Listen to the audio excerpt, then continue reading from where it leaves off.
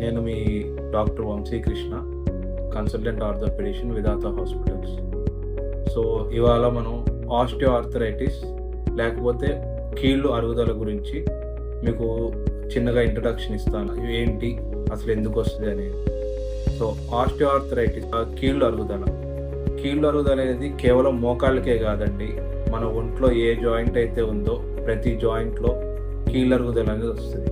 కానీ ఎక్కువగా మోకాళ్ళలో వస్తుంది, తర్వాత తుంటిలో వస్తుంది, తుంటిలో తర్వాత మనకి చేతికి రావటం అనేది కానీ ఎక్కువగా మోకాళ్ళ అరుగుదల అనేది అందరికీ వచ్చే కామన్ సిమ్టమ్, కామన్ డిసీజ్ అని కూడా చెప్పొచ్చు.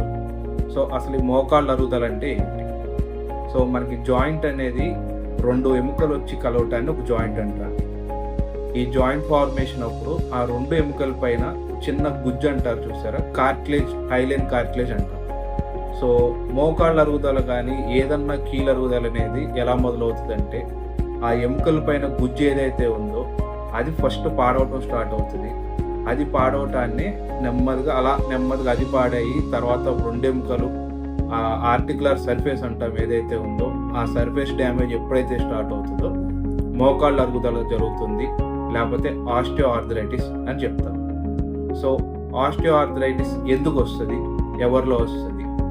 సో ఆస్టియో ఆర్థరైటిస్ రావటంలో రెండు కామన్ రీజన్స్ ఉన్నాయి. ఒకటి అన్ప్రివెంటబుల్ రీజన్స్, రెండు ప్రివెంటబుల్ రీజన్స్. అన్ప్రివెంటబుల్ అంటే మనం దాన్ని ఆపలేము.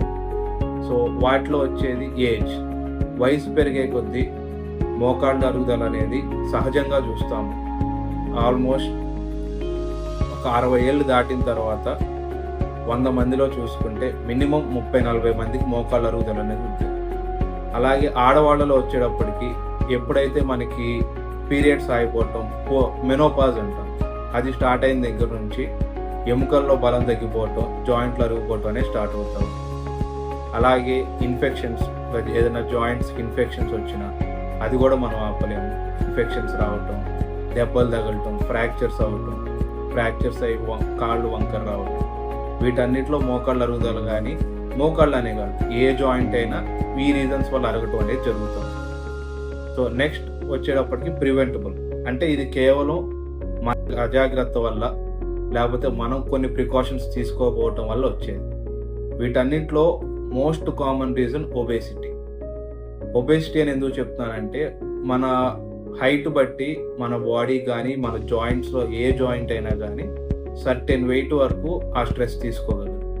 సో ఇప్పుడు సపోజ్ నేనున్నానండి, నేను 5'9" హైట్ ఉన్నాను, నేను 70-75 కేజీలు ఉంటే నా జాయింట్స్ మీద ఎక్కువ ప్రెషర్ పడకుండా హెల్తీగా ఉంటాయి.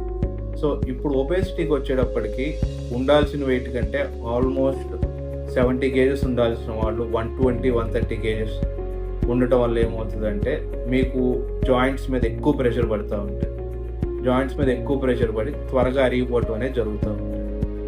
అండ్ మన లైఫ్ స్టైల్లో కూడా కొంతమందికి ఎక్కువ స్టెప్స్ ఎక్కటం దిగటం, క్లైంబింగ్ స్టెప్స్ ఎక్కటం దిగటం అనే వర్క్స్ ఎక్కువ ఉంటాయండి. సో కామన్గా ఎక్కువ స్టెప్స్ ఎక్కి దిగే వాళ్ళలో కూడా మోకాళ్ళ అరుగుదల అనేది చాలా కామన్గా ఉంటుంది. ఎందుకంటే మేము జనరల్గా చూసే వాళ్ళలో మనకి వర్కర్స్ ఎవరైతే ఉంటారో వాళ్ళు వెయిట్స్ తీసుకొని మెట్లు ఎక్కే వాళ్ళకి సాధారణంగా 50 ఏళ్ళు వచ్చేటప్పటికి మోకాళ్ళ పూర్తిగా అరిగిపోవటం, మోకాళ్ళ మార్పిడి ఆపరేషన్ చేయించుకోవాల్సిన అవసరం రావటం అనేది చూసాం. అలాగే ఇంకొకటి ప్రివెంటబుల్ కాజ్ ఏంటంటే ఏమన్నా లెగమెంట్ ఇంజరీస్, అంటే యంగ్ ఏజ్లో మనం ఏమైనా స్పోర్ట్స్ ఆడుతున్నప్పుడు కానీ లేకపోతే ఏదైనా చిన్న ఇంజరీస్ జరిగి లోపల ఏసిఎల్ లెగమెంట్ డ్యామేజ్ అవ్వటం, లేకపోతే మెనిస్కస్ డ్యామేజ్ అవ్వటం, వీటిని మేము ఎంత చెప్పినా కానీ మీరు ఏముందిలే దీనివల్ల పెద్ద డ్యామేజ్ అయ్యేది ఏముంది, వెంటనే డ్యామేజ్ ఏం జరగట్లేదు కదా అని చెప్పి వదిలేస్తారు. సో ఏసిఎల్ డ్యామేజ్ కానీ మెనిస్కస్ డ్యామేజ్ అయినప్పుడు నెమ్మదిగా జాయింట్ అనేది పద్దాక లోపల జారటం జరుగుతూ ఉంటుందండి. ఎముక మీద ఎముక జారటం వల్ల ప్రెషర్ క్రియేట్ అయ్యి ఆర్టికులర్ కార్టిలేజ్ డ్యామేజ్ అవ్వటం, ఆర్టికులర్ సర్ఫేస్ డ్యామేజ్ అవ్వటం జరుగుతూ ఉంటుంది. సో ఇవి ప్రివెంటబుల్ కాజెస్. అండ్ కొన్ని డిసీజ్ కండిషన్స్ అవి అన్ప్రివెంటబుల్ అని చెప్పొచ్చు, at the same time prevent కూడా చేయొచ్చు. సో ఈ కేటగిరీలో వచ్చేది రొమటైడ్ ఆర్థరైటిస్. మనం దాన్ని రావటాన్ని మనం ఎలాగో ప్రివెంట్ చేయలేము. వచ్చిన తర్వాత మీరు సరైన ట్రీట్మెంట్ ఫాలో అయితే ఆ రుమటాయిడ్ ఆర్థరైటిస్ వల్ల జాయింట్లు పాడవటం కానీ అరిగిపోవటం కానీ జరుగుతుంది. సో ఇవన్నీ కామన్ రీజన్స్ అండి. సో మీ మోకాళ్ళ గురించి ఏ ప్రాబ్లమ్స్ ఉన్నా కానీ విధాత హాస్పిటల్కి రండి. మీ దాన్ని బట్టి ట్రీట్మెంట్ ఏంటనేది, రీజన్స్ ఏంటనేది చూసి దాన్ని బట్టి ట్రీట్మెంట్ ఎవాల్యుయేట్ చేయాలి.